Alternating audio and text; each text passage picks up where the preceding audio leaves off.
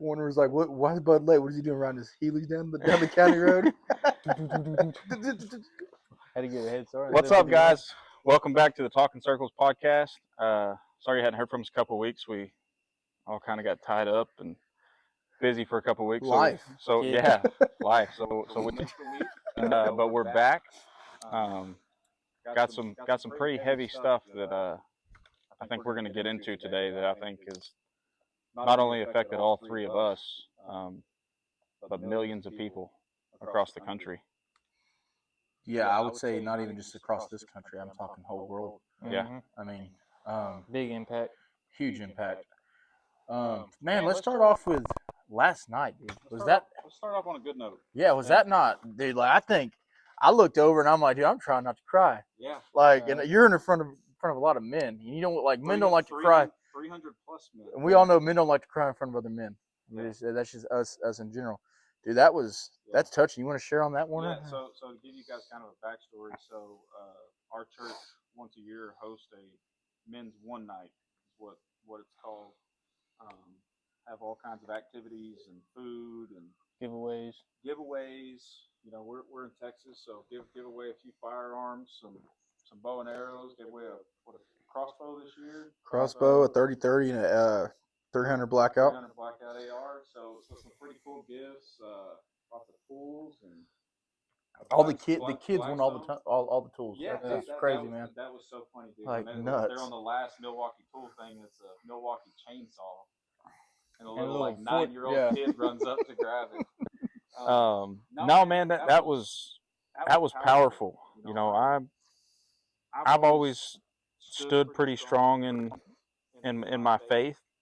I've had my dips where I've definitely questioned God and questioned myself and different variations of my life, but last night was not one of those times. No. I mean, and like you said, men don't like to cry in front of each other, and man, just seeing the word move through everybody, and everybody focused and locked in, and I think the baptism.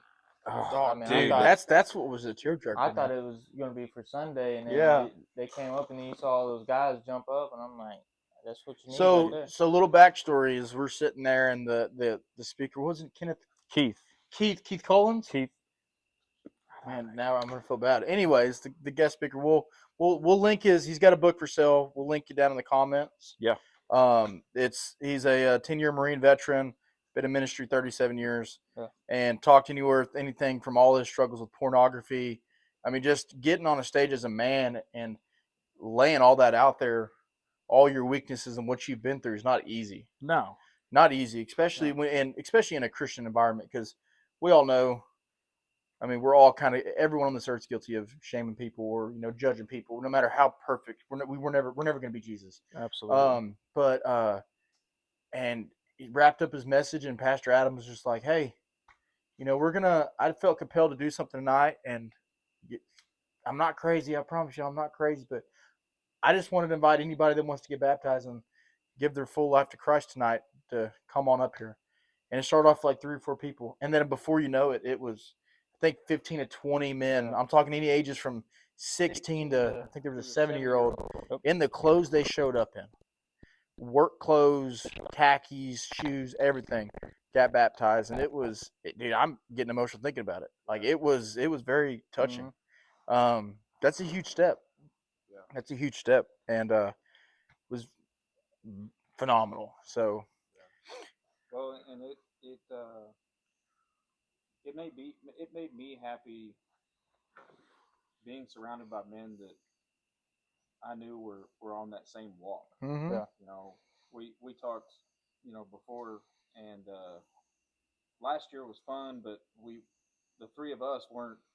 We wasn't close. close. We weren't close like we were now, so we didn't really sit with each other. I had my wife's granddad go with me, and he's in his 70s, so it was a little different than what he's used to. Yeah. He goes to a Catholic church, and so it's just not the same type of scenario. But at the end of the day, we all worship the same God For sure. Mm-hmm. and this year felt a lot more special. Oh, without a doubt. You know, being surrounded by. It'll be one that we won't forget. Yeah. Oh, without a doubt. I think after last night, like we've been close, but I think we're closer Oh, now. for sure. Like when we were praying, we were just holding each other in a grip lock, dude. I mean, it's one thing to be brothers in Christ. I mean, I consider y'all like brothers. Yeah. I mean, like I'd go to jail for any of y'all, take a bullet for either one of y'all. I mean, I know in the first episode y'all had send me to prison for $10 million, but no, I think it was 20 million, but 20 million. Okay. I'd still probably send you for 10. I wouldn't blame you. I wouldn't blame you. Fix that oil leak. As long as you put some money on my commissary, I'm good. Yeah. I'll take care of you. I'll put you in a little wood shop. Wood shop. But what do you think about last night? You know, I know we've talked to a couple people that have given us some feedback on the podcast and have really enjoyed it. A lot of people in the church. Yeah. I mean, I bet I had 20 people come up to me last night and say that they enjoyed listening to it. And you know, one of the main comments that I've gotten is they like that we're just sitting around like old men, just talking. Yeah. Just kind of hitting anything and everything. And you know, and I think that's kind of what we were all shooting for, is like people to just, hey, just listen. Yeah. You know, not really diving into deep topics or anything like that, and sticking on one thing. I had one of the guys' wives tell me, she was like, "That's the kind of podcast that I like listening to, because y'all will be on a topic and then all of a sudden it's like squirrel, and then off to the next one." But hey, one word will throw us off. It does. But you know, one of the comments that I had to kind of crack up, because as you guys know, Bud's kind of quiet toned over here. Yeah. But I saw something in you last night that I haven't seen Absolutely, since we've met. No, like and made my heart happy. happy. Seeing the water in your eyes and seeing you being prayed over and hands up and just in the moment. But I mean, coming from you, how did you feel about last night? I thought it was great, obviously, but it's one of those things when you see your best friends doing it, like you want to do it already. Like even if you're by yourself, you want to already do all that. But then when you see your best friends doing it, it's like, all right, what am I ashamed of? Exactly. Yeah. It's like, who's gonna judge me? I mean, we're all here. There's a reason we're here, so might as well do it now. And that's probably been my biggest struggle. Is I'm not very good. Like I know I'm deep in the word. Oh, like, for sure. I read my Bible the best I can. I do all that, but I think actually expressing it, that's where I struggle. And I think last night was kind of an eye opener. I feel like last night, because I remember they were playing "How Great Is Our God," and me and Warner had our hands up, and I had my eyes closed, and I looked over and I seen Bud's hands up, and I was like, dude, that made my heart happy. It made me happy. But I get where he's coming from though, because I remember it was actually the last one's night that I. Sorry about that, folks. Let me turn. Hey, everybody's a thug until the air compressor comes on. Shots fired, get down. That's my bad. No, but We'll need that before we leave, though. I got a flat tire. So I remember my first one's night. I was kind of sitting with some guys that was in our Connect group and didn't know nobody. We'd only been in the church for like 6 months at the time, and I wasn't serving at the church at the time. So that's really where I feel like you really bond when you served and get to know people. And I remember this guy, Jason. I think you all know Jason. Yeah. He's like, I looked over there and I seen all these guys, no shame. They had their hands up, and and I was like, what am I ashamed of? Yeah. It's like, if someone wants to judge me because I am giving all the glory to him, like, who cares? Yeah. Let them judge, man. I mean, like the speaker said last night, he's like, be as passionate when you come to church or in the Word of God as you are when your Dallas Cowboys are playing on Sunday, or when you're out there tailgating, or when you're watching your kids play sports. Like, be like, hold no shame. There's no shame in it. No. I mean, he literally bared it all on the cross for us to even be here. Yeah. And we're all created in the image of him. So, like, who cares? Yeah. Well, and like you said, he spoke on it. Especially in these days and age with social media, like everybody posts the good stuff. Exactly. And we're It's a so highlight reel. we're so concerned with other people's opinions of how they see our life, Yeah. and we're so concerned about that. But then we show up to church on Sunday, and we're like he said, we're just it's like we're in the military, hands down to the side, straight face, like, how's it going? How's your morning? How you been? And like he said, he was like, man, I know you don't talk like that outside of church. Yeah. Oh, Like, but then it's like you have this, but yeah, it's like double-edged sword, because you have some people that it's like they'll come, they're just as happy as can be, and it's like, man, I know you're going through stuff. oh yeah, Like, open up to it. If you're, and I'm gonna tell you right now, if anyone, I don't care if it's a man, woman, if you're a kid, if you have a problem, go talk to somebody, because all that problem does, and I think all three of us, and we'll get into that one episode, all three of us have went through stuff personally that has really impacted our lives and made us who the people we are today. And if it wasn't for talking to somebody and making that step and being vulnerable, I don't think we'd be the people we are today. I mean, be fully open and honest with yourself, especially when you go to church or in every aspect of your life. So, I mean, but last night was really moving. It was. I mean, and like you said, like we all see each other as brothers. Mm-hmm.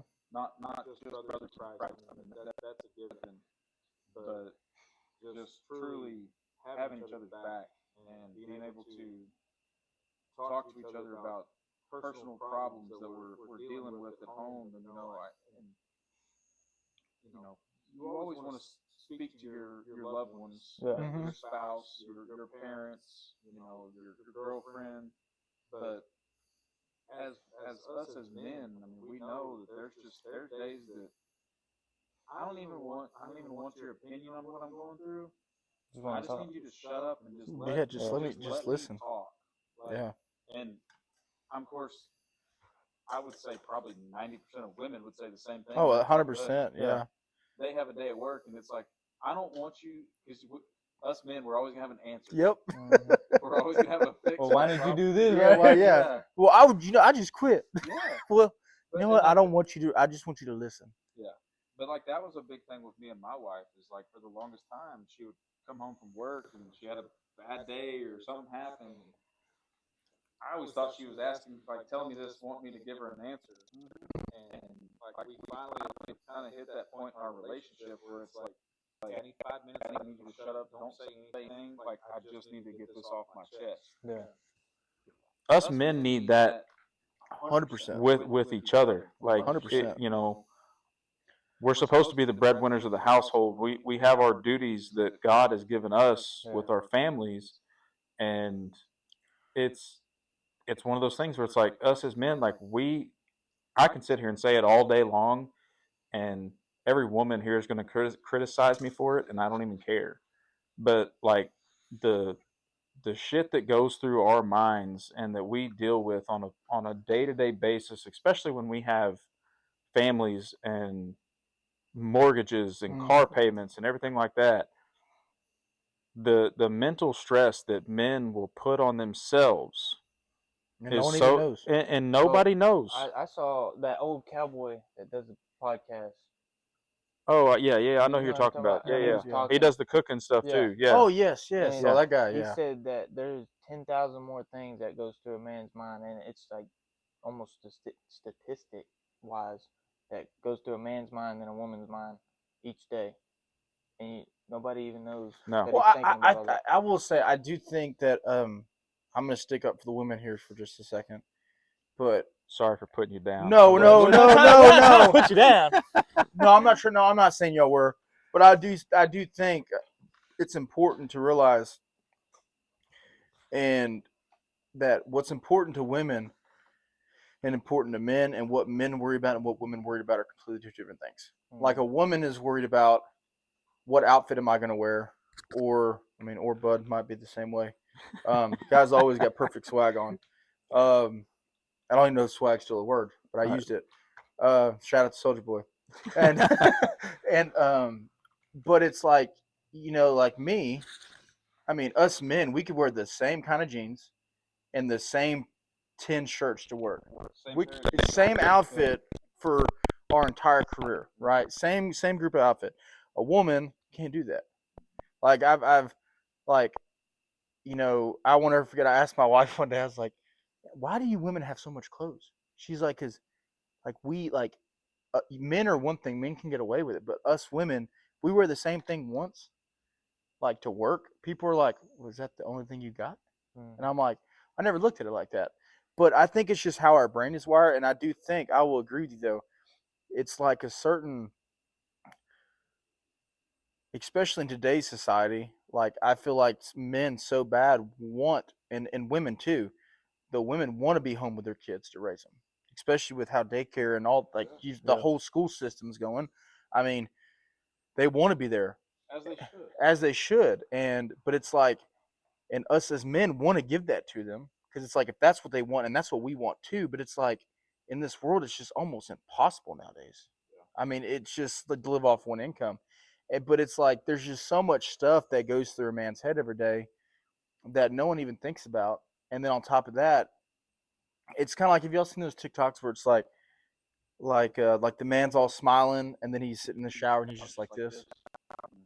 It's like he's smile like it's like we put on a fake persona.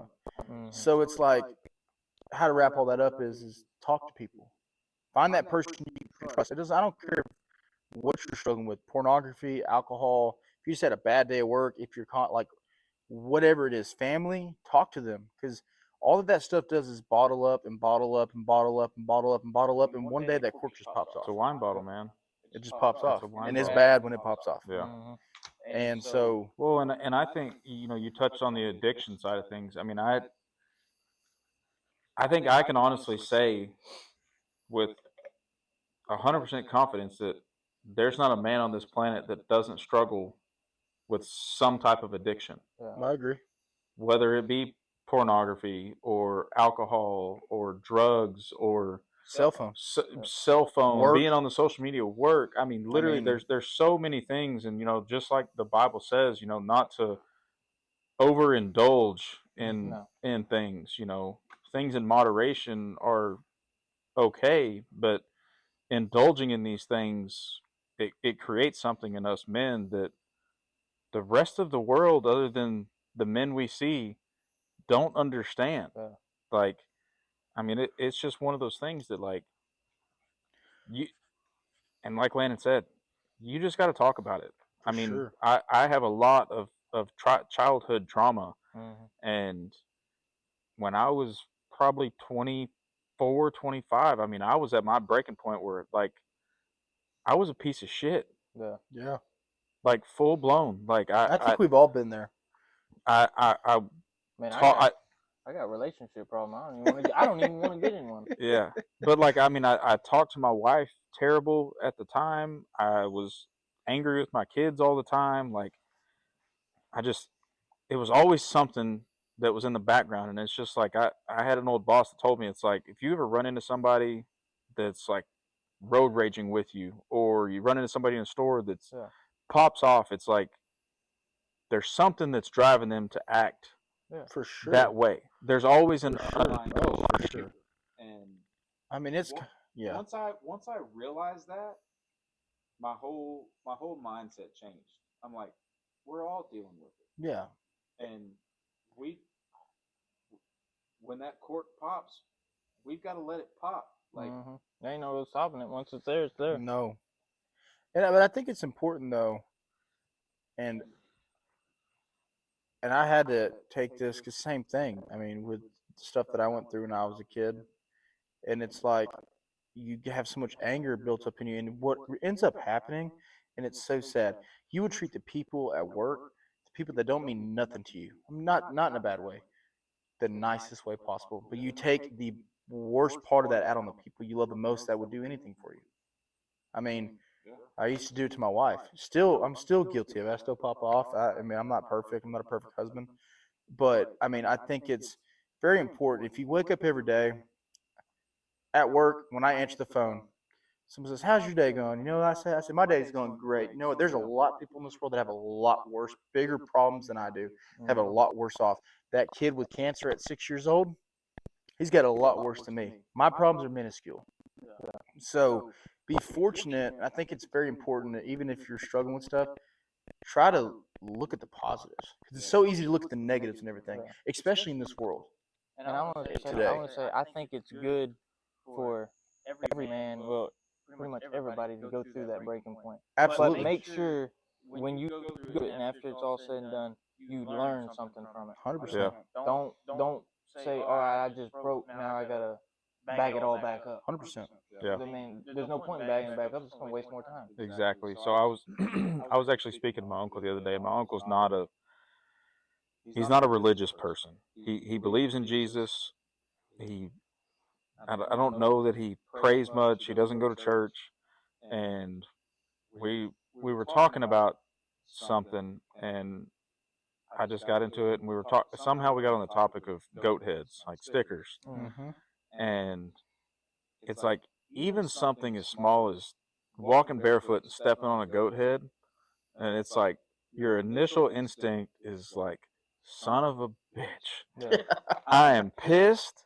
Yeah. My foot hurts. Yeah. Just immediately want to flip out. Yeah. But if you can make that small adjustment where it's like, Yeah. that hurts, but everything's all right. Exactly. Like It's mental, dude. having the patience to take that small amount of pain and turn it into something that's good. Absolutely. That you can literally teach yourself by stepping on a sticker. Yeah. Or walking through your house and step on your kids' Legos, and you like your Legos. but your initial instinct is to be mad. Oh, absolutely. And like as far as like the Lego thing, it's like you step on a Lego and you're pissed. Kids didn't pick up their mess. They didn't do that. Man, I got kids that live in that house. Mm-hmm. I stepped on a Lego this morning, but I got 2 healthy children in the house. Exactly. And guess what? You know what?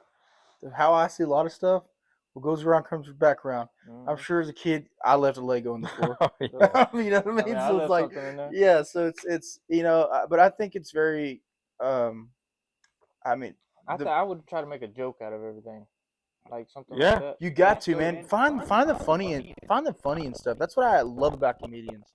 It's like they will take they can take the most thing that like will make someone so depressed. Like Pete Davidson, his dad died in 9/11. Yeah. And he's like, he will get up there and crack a joke. And he will make people laugh about 9/11. Not in a way, but that is his sense of like Also a coping mechanism. that's his coping mechanism. And it's so funny. I just drew a blank. But it's Oh, frat boys are out. I think it's very important My dad to don't know what that is. this guy. Come on.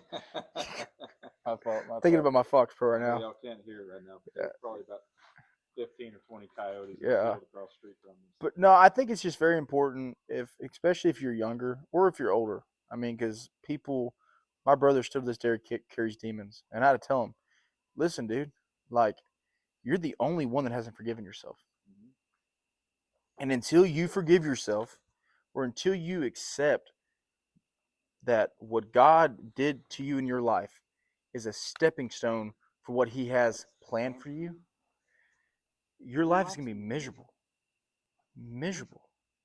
And so that's where I would leave that. I mean, I talk to people. Find that group of friends. Find that person. Don't turn to those addictions. No. It's hard. But It's just a temporary fix. yeah.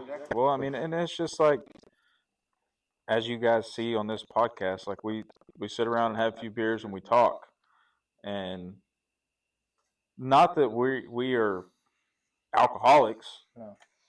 but we like to sit out on the weekend and have a few beers, Yeah. and I think we've all agreed like we're gonna take a break. Like Yeah. we want to, and you know, whether it be for health reasons, mental reasons, or anything like that, I think we all 3 of us want to just prove to ourselves Yeah. that It's a choice. we can break that addiction. Exactly. We can make the change. We can be the difference in. We don't have to have beer to sit around and talk and hang out. Yeah. We can be the change in that lifestyle or that pattern that has followed our families for generations. Mhm. Like Absolutely. it's one of those things. Yep. And I mean, I think it's another thing that we can give our listeners. It's like, hey, if you're dealing with something right now, whether it be pornography, alcohol, like I can go through the whole list again. We're starting October 5th. October 5th. And we'll go through Landon's birthday. November 20th. November 20th. Yeah. So about that'll be what, close to 45 days, something like that. Yeah. And so I challenge the 45 hard. The 45 hard, yeah. But no, I challenge you guys to, if there's some type of addiction that you're fighting that yourself is a problem, just like Keith said last night, like we can all get up in the morning and look ourselves in the mirror and we know what we're doing wrong. Yeah. Like, so challenge yourself. I think the biggest thing is don't make excuses for yourself. No. It's so easy to make excuses. Like, and it whether it be at work, with your addictions, no matter what it is, until you're open and honest with yourself, and until you want to find the reason why you are doing that, nothing will change. Mm-hmm. But I mean, I agree with you completely. I'm excited about that, especially getting the gym membership. Like I'm about to, y'all about to see Fat Boy go Skinny Boy. Hey, I used to weigh $145 like him, and I just hit $145. Did you really? So, man, dude, we got to talk about it. We got to talk about it. Address the elephant in the room. And for one, I want to say, if you support what happened, I don't care if you're on the left, the right, the center. I don't care if you don't care who's in office or if you don't have a political party. If you support what happens, unfollow us. Because what happened is absolutely wrong. We want to send our condolences to Erica, the kids, and all the people. Everyone's forgetting all the people that witnessed that, dude. That is a traumatic event.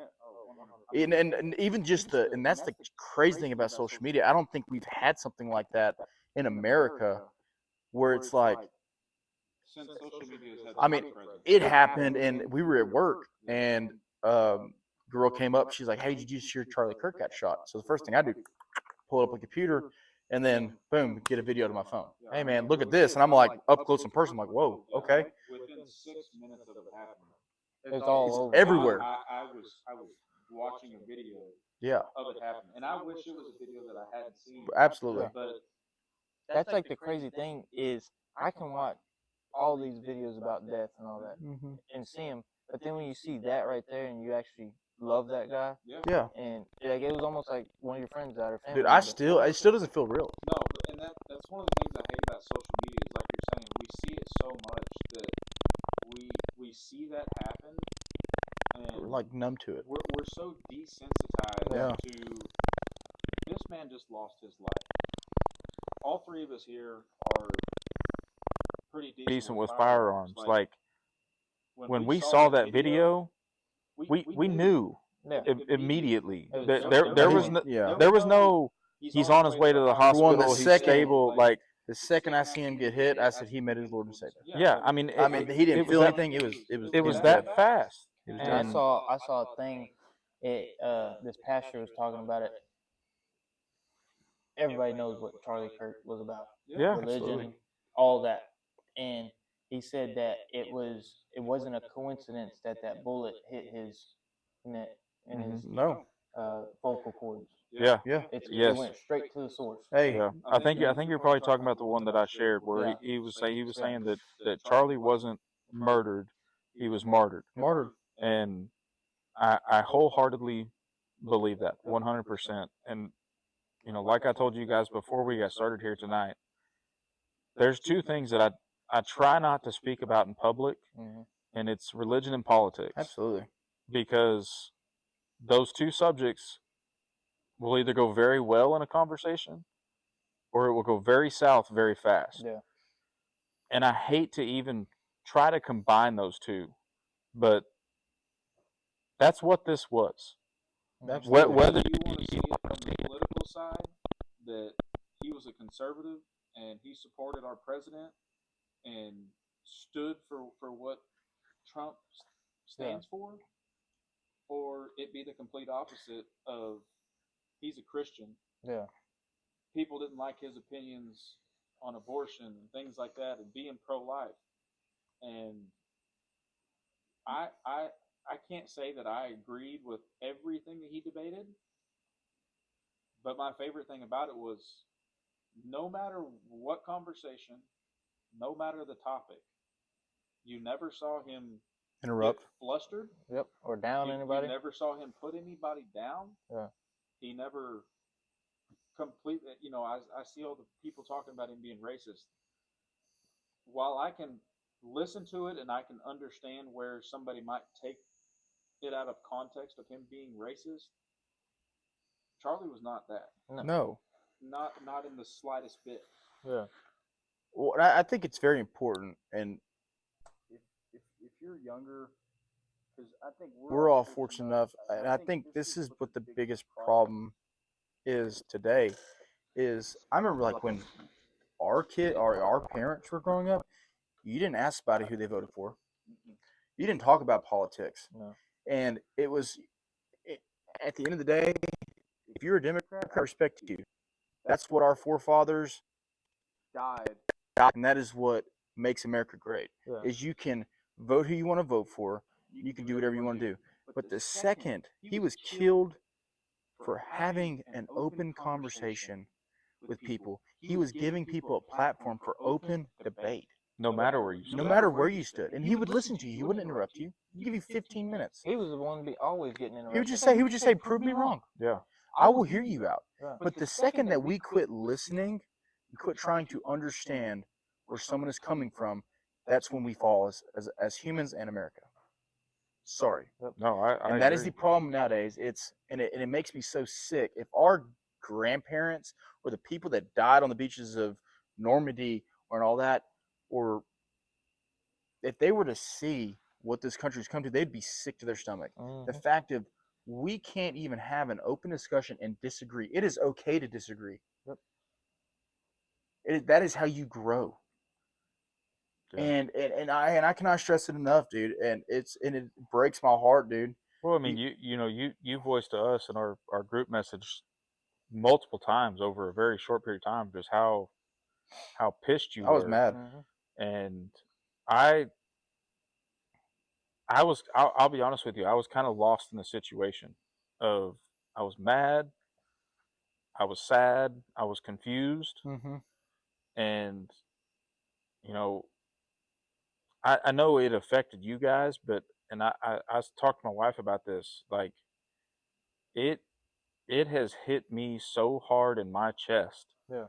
Because not only did we lose a brother in our Christian faith, somebody that would stand up for us and speak our side, but I'm also 31.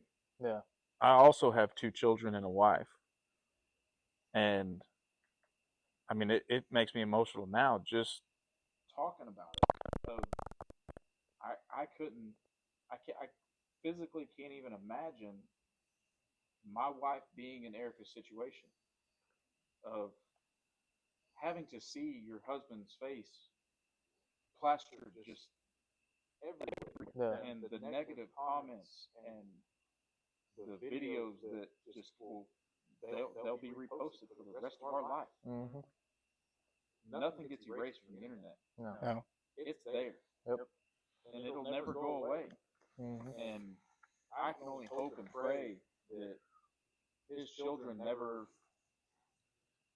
have to watch those videos or have to deal with any type of bullying to where that'd piss me off right there. they throw that in their face. But when Erica went on Fox News and gave that speech, I mean, I sat on the couch and I bawled. Yeah. I mean, I can't even.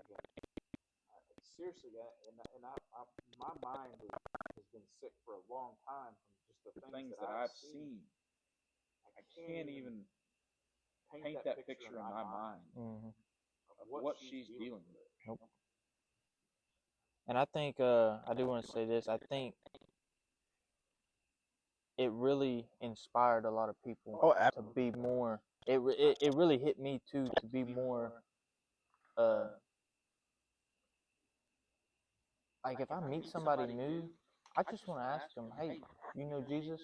absolutely. And if it after that, it's like if it kind of starts going weird, then I'm gonna ease it in every time I see that person. Like when I'm at these job sites, if I see somebody that you know need really what I'm trying to say is I want to talk about it more and be better about bringing it up more. Well, I think it says it best, dude. One of Charlie Kirk's last tweets, I think it was the Saturday before he was killed, and correct me if I'm wrong, it might have been even sooner. Yeah. But he said, "Tell someone about Jesus today. Absolutely. Tell someone about Jesus today." Yeah. You know what? Don't be scared. And it's not like that. It's not completely like laying out the Bible for somebody. Just No. say, "Hey, God's good." What's that guy's on TikTok? I think is it Bryce? You know, he has the podcast and he has the I Love Jesus shirt. Anyways, and The he'll go to younger kid. he'll go to these gay pride events. Mm-hmm. And he'll just say, "You know what? I just want to let you know God loves you." Mm-hmm. Yeah. And he's like, "Why would God love me?" He's like, "You're his son, you're his daughter." Yeah. He's like, "You mind if I pray over you real quick?" Yeah. And it makes my heart so happy. Some of them people are so open to it. Like, yes, Yeah. pray for me. Well, I mean, it's like Erica said. Like these people took out the nice guy.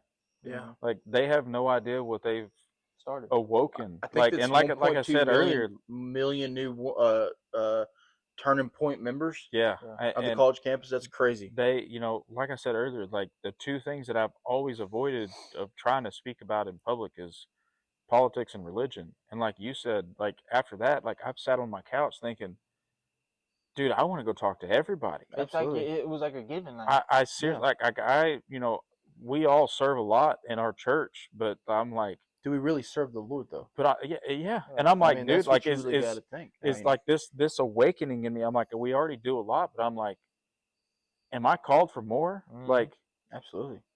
is this a path that is this the path I'm supposed to take? Why I feel this way? Like, I never see myself as a preacher, No. but I can definitely see myself standing on a stage every Sunday and being a host at our church and bringing our congregations together. Yeah. Like,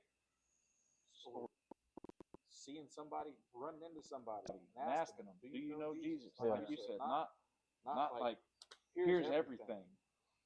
Because like Keith said last night, like it's confusing. Very confusing. And I want to say this too. Like the day that Charlie died, I was in my truck and I'm driving home from work, and we was all mad, texting in a group chat. Well, I prayed and I said, "Lord, let us have another revival." Yes. I think that's what we happening, need. dude. And look at it now. We just had up at the lake. How many people got baptized? Over 3,000. And then I'm seeing all these people that I didn't even think they believed in God, and they're posting Bible verses. Now we still have hate. You're never gonna get rid of hate. get rid of hate. But I see more and more, and that's what I like, that it's on my Facebook, it's on my Instagram, of people just posting. I don't care if it's the shortest scripture. Post something. I love going and reading the comments, and dude, it like touches you to the bone. Like I read one comment, and this guy said, I've been an atheist for 28 years. Mm-hmm. He said, I went to church this Sunday. Yep. He said, I'm going again next Sunday. Yep. I mean, you know, But it's never too late. You know what? And I don't knock people. You don't judge people because you only know what you're raised around, right? Yeah. Like that atheist, he might have grown up in an atheist household. That's all he knows. Just like the kids over in Afghanistan, all they know is no power and electricity, no cell phones. Mhm. That's all they know. So, But it's just like the pastor talked about last night. You got to break them generations. break them generations. And I mean, that's, like his dad was a different person. He broke what he did, changed himself. Well, and so that's another thing. And I before me and Gabrielle got married, we took a Christian, not a it was a class type of deal, like a marriage class. Yeah. And it hold on, y'all might hear Landon taking a leak over here. He still got his mic on. Anyway, one of the crazy things that we did in that class was we drew out a family tree. Yeah. And looking at that family tree was one of the most eye-opening experiences that I've to this day that I've ever had. Yeah. Of between both of my parents being married and divorced, my mother-in-law married and divorced, uh, my mother's parents married and divorced, and these times of you know, having aunts, uncles, grandparents that were alcoholics Yeah. and or had cancer, heart disease, and you create this family tree of 2 to 3 generations out, and all of a sudden you're like, oh, this is a cycle.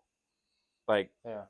this is it's not just us dealing with this. Like, if I were to be struggling with alcoholism, like, Yeah. or depression, that was a big one for me. Like, I have suffered from depression. My dad has suffered from depression.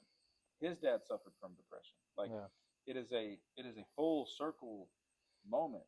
Yeah. Every generation, and me seeing that, I'm like, oh, I got to be the one that changes this. If you don't, no one will. Seriously. I mean, But I another challenge for you guys. Like I said, draw out a family tree and write down your addictions. Write down your health issues that you deal with, your day-to-day problems that you deal with, and then go to your parents. Yeah. And write down their issues. Yeah. You know them. And if you don't, if you question if there's things that they deal with, if you're fortunate enough to still have your parents, go talk to them. Yeah. Hey, did you ever struggle with this? And I guarantee you, 9 times out of 10, they're going to tell you, yeah, there was a time in my life that it was an issue. And then you go up to their parents, and all of a sudden, like I said, you start seeing, it's just like they tell us in school, history repeats itself. oh, absolutely. And I wanna say this. Don't feel like you have to get, how to say it, like, you're not gonna get healthy to go to the doctor. So don't take that like you gotta get good to go to church. Absolutely. Just go ahead and come as you are, because that's the only way you're gonna really see anything. Don't try to go in there and be all fake and think you have it together. I mean, just go in there, be genuine. Pray with the prayer team. Absolutely. Yeah, and open up, and find somebody to open up to. And I think you could, what Bud just says, you can live your whole life like that. Yeah. Don't be fake. No. I mean, you live your whole life. I mean, I tell you right now, you're never going to have enough money. Mm. You're never going to have enough friends. I mean, which it's a bad analogy.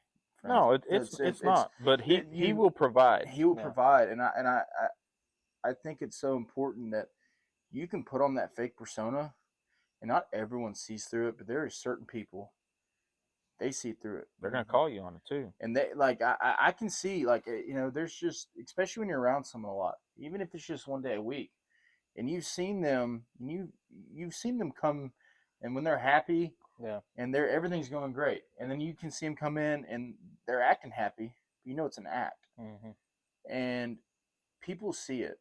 Just ask them for help, and like you said, don't be afraid just to go to church. Yeah. Like it's, and you know what? It might take a couple churches to find the right church for you. I think that's the most important thing. I mean, I won't ever forget. I grew up going to church my entire life. My parents worked the children's ministry. We were at church literally Thursday, Saturday, and Sunday, and up until I was probably like 15, and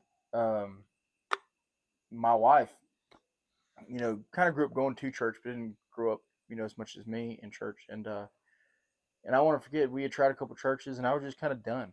Yeah. I was just kind of done, and I had kind of lost. I'm not going to say I'd lost my faith. I still believed in God, but I would say I wasn't living fully, and still struggle with this in certain aspects. I wasn't fully living for the Lord. Yeah. And she came to me one morning. She's like, "Hey, they just opened this new church up. It's literally right down the road." She's like, "It's an additional location," and I said, "Ah, baby, I don't want to go." She's like, "It's an 11 o'clock service. You're gonna go." And I'm like, "I don't want to go." She's like, "You're gonna go." That was the best choice I ever made. I'm telling you right now. Look, we're the Yeah. Trespatos, the Talkin Circles Podcast. So let's switch it up a little bit. I want y'all's opinion. Do you think they caught the shooter? It's a confusing thing right there. You want my real honest opinion? 'Cause I think we all have the same answer. No. No? No. Okay, I would say no. No. I mean, do you see the video that came out today of him at Dairy Queen, literally 3 miles away, a couple, like 2 hours after the shooting? So my whole thing, and I've listened to, of course, I'm not a big conspiracy theorist person, but when I get hooked in on something, I go down the rabbit hole. I think we all do. And Believe it or not. I definitely with do. with Okay. the Yeah. with the whole FBI and their announcements of Finding the screwdriver on the roof and the gun assembled a few miles away in the woods, and I'm like, Oh, come on, dude. so you mean to tell me you can see clear as day in a video of the shot going off, everybody ducking, and within a second you can visually see him running across a roof to jump off and run away. But no, he took apart his gun with the screwdriver, put it in a towel, ran wherever, and laid it next to somebody's chicken coop. But before he took off, he put the gun back together and left it there. They managed to put the shell casing back in the gun. Yeah, Because Well, let's I just, saw a picture that the gun was in a box too. I think that's just the box they put it in to That's take the a picture. picture. Okay, I'll give you my whole breakdown. Did you Because just buy the gun and go do it? I thought the same thing. I don't know if I like a lot of, we all kind of watch and listen to a lot of podcasts. Mike Glover, he's a retired Green Beret. He's been on the Sean Ryan show and all that. Mm-hmm. He has a podcast, and he's been doing a whole breakdown. Like, literally every day it's a video of updating new investigation. He originally watched the video of the guy, I think what we all seen was the guy jumping off the roof. Mm-hmm. And he said there's no gun in his hand. He has since came back in a new video. Apparently he has connections at the agency and all that kind of stuff that had sent him a clearer video where you could see it looks like he has something wrapped in a towel. Okay, let's say that is the case. It does not change the fact of you have a college student, okay? Every single footage, for one, I don't care. You're not breaking. If any of y'all aren't familiar with the firearms, the gun they posted was a Mauser 30-06, about a 44-inch gun. When it comes to bolt-action rifles, your standard hunting rifle, the only thing you can break down is you can take off the scope and you can take the bolt out of the gun. Mm-hmm. It's the only thing. And if you have a screwdriver, you can take the stock off. You can take the stock off, but how? But you're still running with a 36-inch barrel. Okay, but let's just say all that's true. Okay, let's say he broke the whole gun down, because we have footage of him going to the event, right? Apparently. Now, whether if it's AI footage, the guy that they caught versus the guy that's in the, unless they used AI to kind of spruce it up, the guy that every picture I've seen does not look anywhere like the guy. So I did see that. So the picture was blurry, and they used AI. Okay. Okay, so that's why his chin looks different, his ears are smaller. Okay. Yeah, because I was about to say the guy that was on the stairs looks like a military guy. Exactly. Well, you And see then- how he had his clenched fist tucked backwards so he didn't leave fingerprints? Yeah, and then like He had his fist tucked up. just the way that I see it, the nose and the glasses. For some reason, that just scream military. Yeah. But that's just how I look at things. But then you see the kid, and it doesn't look. Here's what throws me off about the reason I personally, and like I said, this is all. We're just talking. This is personal opinion. Yeah. Me basing my opinion off what I have seen. And the thing that I don't get is when you're shot from that angle, that bullet is going to pierce his skin. Is going to be the first thing to move. Mm-hmm. I need somebody to explain to me why his shirt Like blows up this direction and he course, flinches back, but folds to the left. Now, I don't know if I've ever shot anybody. I never have. But everything that I have shot immediately goes back. Goes away from the. It goes away from the force that's coming at it. So the fact that he went towards it. went slumped forward immediately. And I can kind of see where you're coming from, because it's almost like you could say that the bullet came from the other direction. From the opposite direction. And what you saw was an exit wound, because an exit wound is always bigger than the entrance wound. And I've watched a couple videos with different snipers talking about that being an exit wound.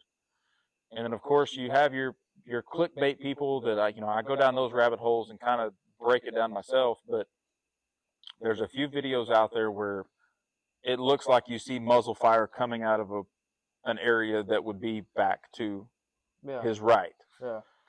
Now, whether that's AI enhanced or anything like that, I don't know. Yeah. So don't take my opinion on it. But looking at it from that direction, with his shirt coming out and away from him, not like something was coming towards him, to me makes sense. Yeah. So I'm going to tell you my opinion on the whole shirt thing coming up.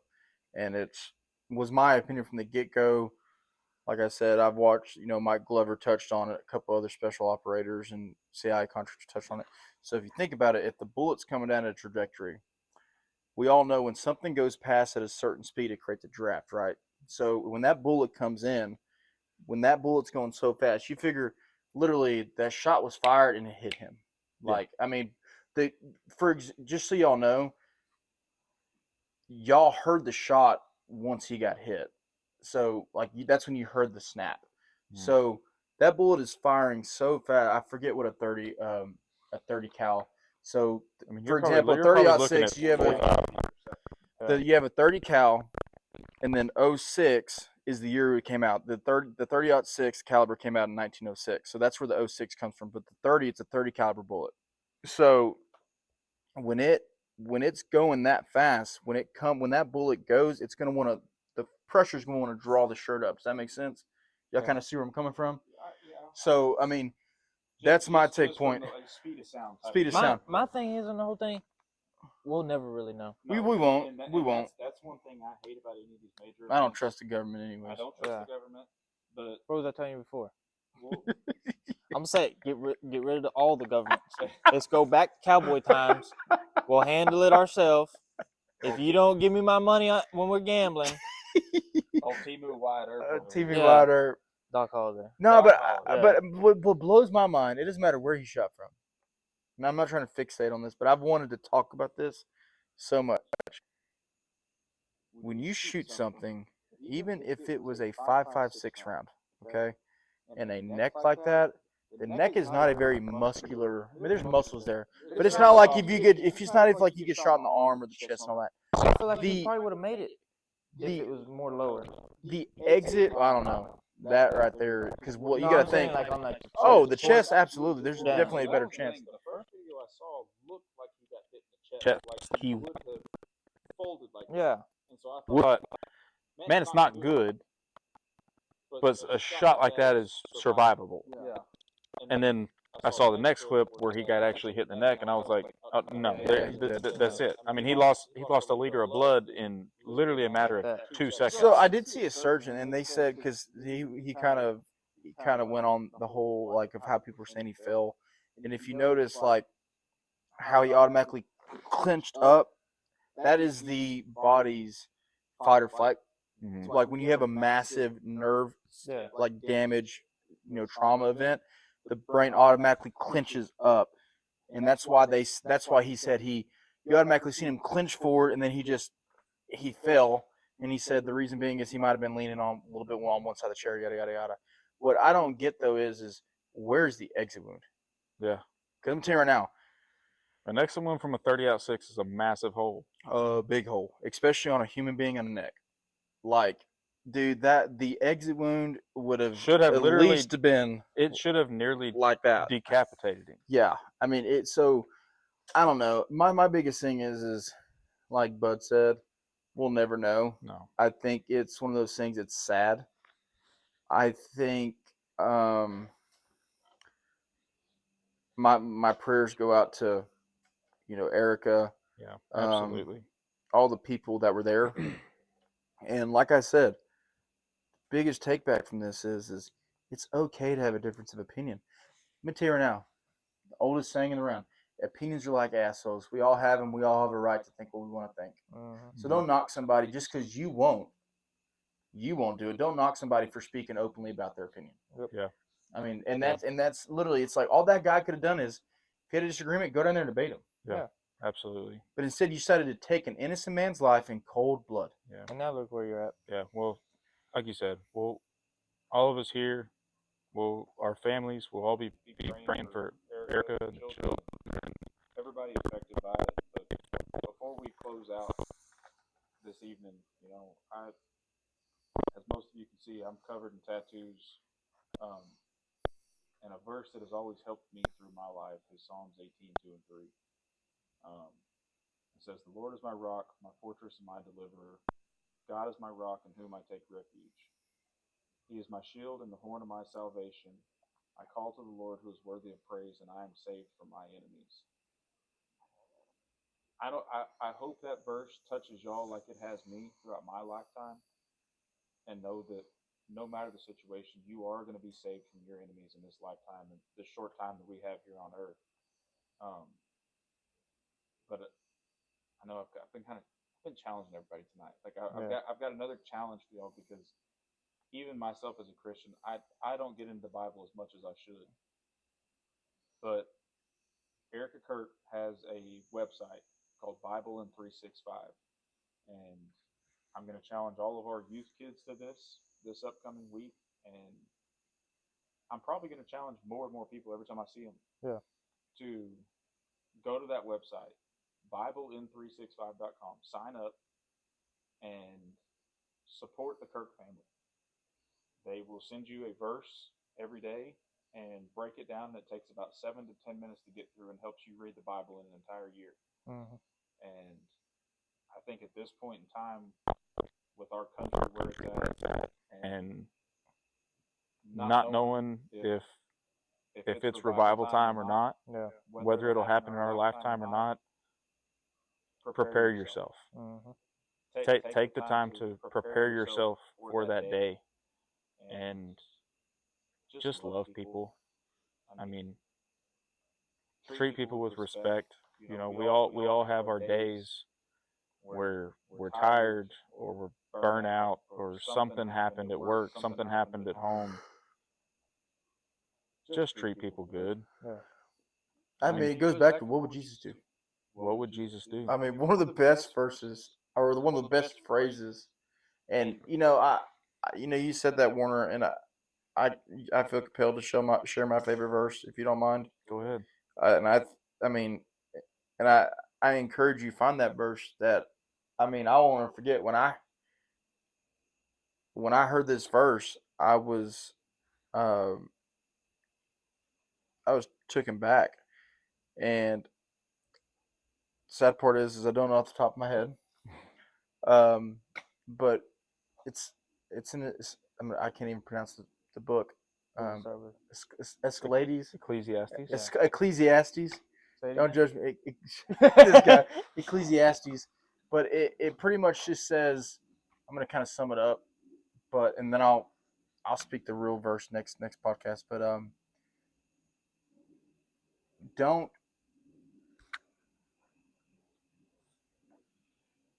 sure blank. We'll cut that out. We'll cut that out. You're good. It ain't no big deal. Yeah, no, but pretty much, God created every day, the good and the bad. So how are you to determine what your future will be? Oh, here it is. God created this good day just as well as he did this bad day. Yeah. So how can you determine the day of the head or the future? Yeah. I mean, that bad day you had is a stepping stone. I wonder if my brother got locked up, the attorney would go to him and, dude, this analogy is to me in every aspect, even if you're not religious. He said, let me tell you right now, why I said the book. He that are really interesting that you'll remember in that book. You got chapters you cannot wait to get out of because they're just so hard to understand. And, I mean, the Bible's the same way. Mm-hmm. But keep on turning that page. And eventually, you get to the end of that book and come out Understanding the full thing. Yeah. Because If you give up this chapter, and you just skip to the next one, you're not going to understand the full book because you skipped the whole. Like you did out of it. Is what I'm trying to say. But yeah, I'll share my tattoos real quick. Might as well. I got relentless right here. I put the cross almost in the middle because God's gonna be in the center of everything, and His love's relentless. And then I got Psalms 91 angels because my lovely mom, when I was riding bulls or bullfighting, it didn't matter what I was doing, she'd always tell me Psalms 91 angels, and that's God's angels are gonna encamp around you no matter what you do. I gotta be like, man, I can't say the actual verse.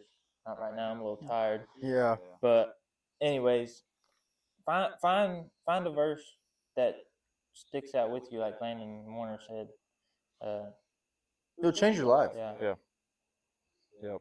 And before we close out, just kind of touch back on what we opened with our men. Landon, do you have the points from last night? Would you? I sure do. Would you read those off? Will. Read those off for our gentlemen, and you guys listen up because these are 3 things every man should implement in their life. And I wrote down one extra that he said, so I'm going to share that too. But number 1 is desire God above all else. And what he said is God gave it all.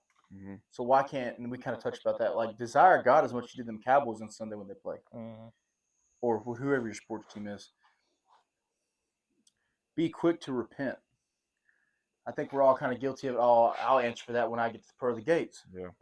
You don't No. do it then. No. Ask for forgiveness right then. You know you messed up. Right now.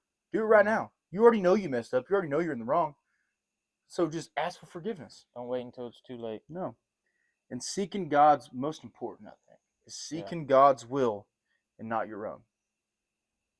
That is so important. I think everybody needs to do that. Everybody needs to do that. We're not here for ourselves. No. You are here to love and follow and share the name of Jesus. Period. We are all disciples, and we were all created in the image of Him. Not our parents, not our past, not our parents' past. We're created in the image of Him. That's why any cycle can be broken, just like you said. Mm-hmm. And the biggest thing is if you're a parent or if you're a boss, one thing he shared that really stood out to me is more is caught than taught. Absolutely. So if you got young kids or if you got that newer employee, they're going to pick up on how you act and your actions and how you talk and how you speak to your wife or how your wife speaks to you more than you can teach them. Monkey see, monkey do. Monkey see, monkey do. So those are the 3, and then that more caught than taught kind of really stood out to me. So, but yeah, guys, thank you guys for tuning in with us this week. Apologize for missing last week. We'll try to get this thing narrowed back in. These 2 are going to be gone on a cruise next week, so we may be a couple days late. But definitely like, subscribe, please comment. Give us your thoughts on topics on the world right now. Yeah. And if you do that 45 hard, Yeah. put a duck in the in the comments. Yeah. If you're gonna do it, or if you're doing it every day, just go ahead and put a duck in the comments every day. I don't care. I look at my phone all day long. And I will say, but leaving off, if you have, because I know in the very beginning we talked about if you're going through anything, if there's anything, because we're not going to judge you. No. We all have our own demons. If there's anything, I don't care if it's just like, put your pride aside. Send us a message. Yeah. Be like, hey, this is something I'm going through. Our prayer line is open. Yeah. Or just even if it's like, hey, do you have, can I just call you? Can we set up a time to call? I just need to talk. You get some stuff off my chest. I just need someone to listen. We're here for that. Absolutely. Or even if you just want to type it all out on a message and send it. Yep.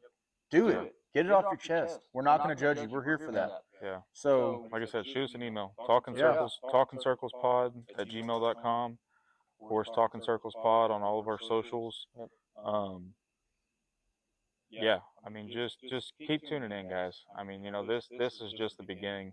I know we're still kind of struggling through some audio issues. We've changed up our mic cover, so I'm hoping that this has helped a little bit. But this thing's gonna.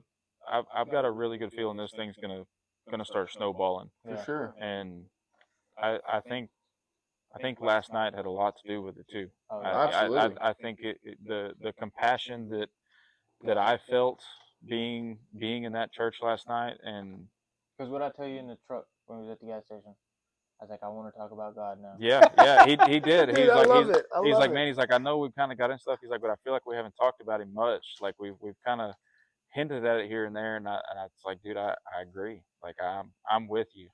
And now, for those of you that are not very religious, that don't want to listen to a religious podcast, I'm not going to sit here and tell you that every podcast we do is going to be a religious story.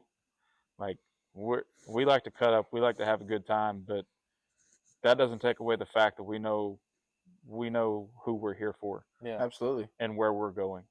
So thank you guys again for tuning in. I'm Warner. I'm Landon. I'm Bud. We'll see you guys next time.